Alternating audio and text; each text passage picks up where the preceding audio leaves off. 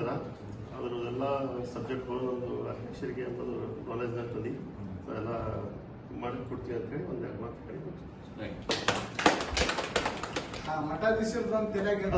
ಇವಾಗ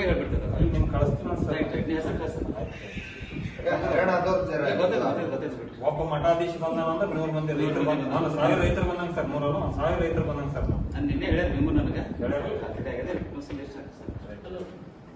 okay sir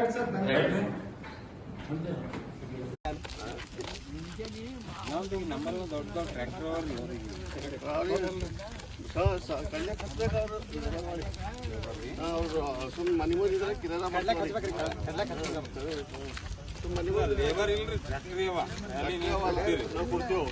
labour ಒಂದು 4 ಮಂದಿ ಲೇಬರ್ ಹಚ್ಬೇಕಲ್ಲ ಸರ್. ಅದು ಮತ್ತೆ ಸಿಂಗಲ್ ಟ್ರೈಲಿಗೆ ಅಷ್ಟು ಬೇಕಾದ್ರೆ ಇಲ್ಲ 15 ಟನ್ ಬರ್ತದೆ. ಇಲ್ಲ 12 ಒಂದು ಟ್ರಾಲಿ